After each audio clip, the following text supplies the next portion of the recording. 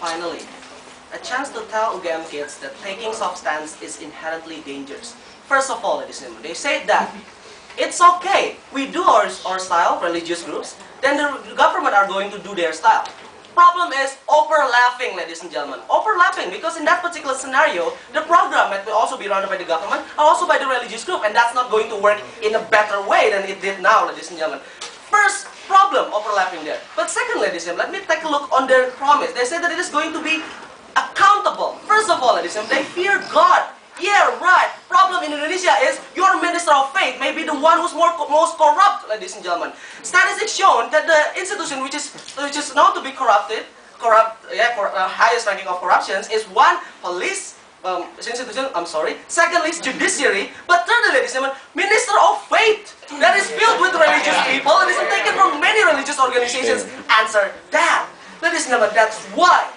Secondly, ladies and gentlemen, exactly, because they're religious people, they condone the totality in leadership because they see their imam, they see their priest as the one who represents the God, ladies and gentlemen. If you want someone to be accountable, that someone should be able to stand up every moment and say that my money might not be allocated in the right way. In this case, ladies and gentlemen, it's going to be harder because they're going to hide in the shadow of God, ladies and gentlemen. Next rebuttal, ladies and gentlemen. They said that exhaust every media available. Problem is, ladies and gentlemen, that the government should exhaust it on the media which is most effective, ladies and gentlemen, because budget is finite. And second, ladies and gentlemen, the prioritization and the focus are going to determine whether the goal is being reached or not, ladies and gentlemen.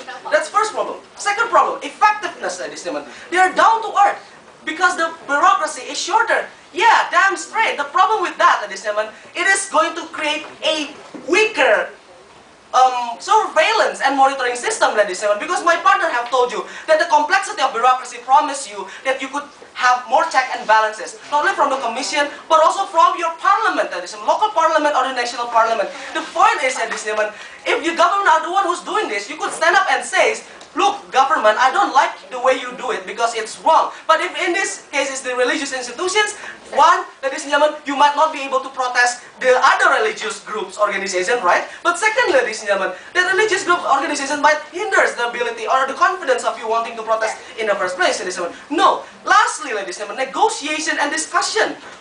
Nice, ladies and gentlemen. The problem with this is that the only one who wants to negotiate and compromise is the moderates, ladies and gentlemen. You're putting away, you're alienating FA even more, ladies and gentlemen. You're alienating Jehovah's Witness even more with the extreme doctrine, ladies and gentlemen. And that's going to create a more problem, ladies and gentlemen. These FA guys are going to be angry and someone are going to be bust, maybe, ladies and gentlemen. Yeah, exactly, yes, there's problem. Yeah, talk perfect.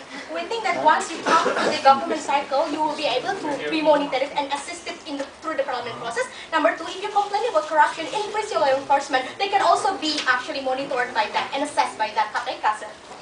Ladies and gentlemen, why we think secularism is the value is because there should be a clear separation between religion and the state affair, ladies and gentlemen. Why is that so? Because we think there's a problem of religion.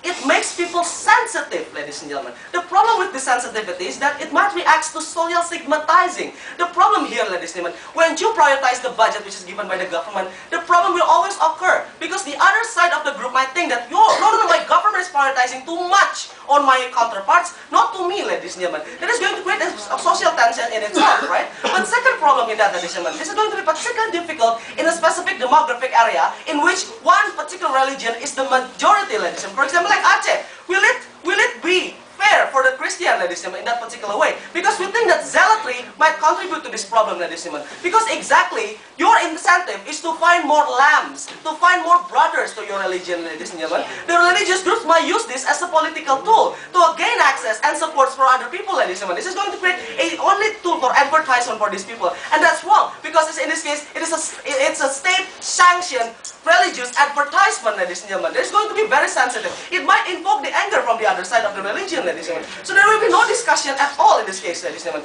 Exactly as this, in this case, I'm going to forward you the recent examples of the BLT, ladies and gentlemen, direct cash transfer. In that particular manner, some people are killed because they think that these people are only giving it to their own families, ladies and gentlemen. That's the stigma that we don't want to give.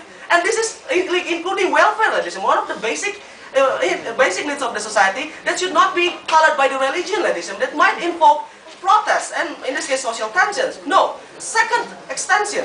Why do we think it's important? Because we think the government should hold the totality of the budget. Because government should hold all power to take a holistic approach to development, ladies and gentlemen. The problem with religion is sometimes their value are not in line with us, ladies and gentlemen.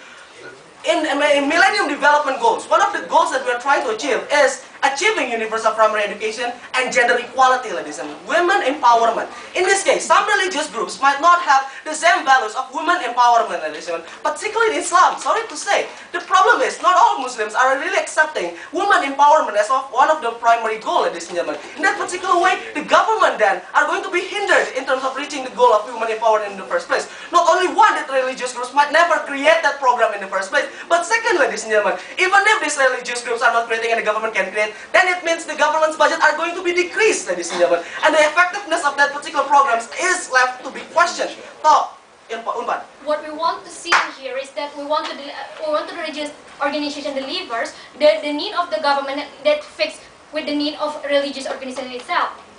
The problem with this is, ladies and gentlemen, we can't really ensure the accountability, right? And the problem is that in a good governance principles, three things should be fundamental.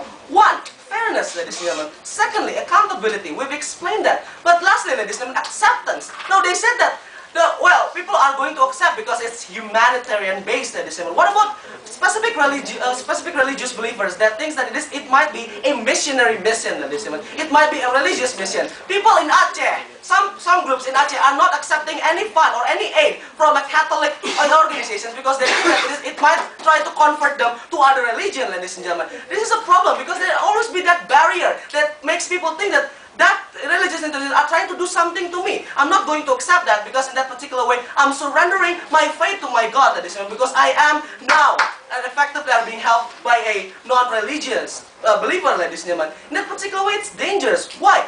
You're risking whether or not that aid is being achieved or not, that it's being targeted to the right target or not, ladies and gentlemen. Because if you can't ensure societies will accept, all societies can accept, then you can't ensure that the aid is being delivered in the most efficient and effective manner. Thank you.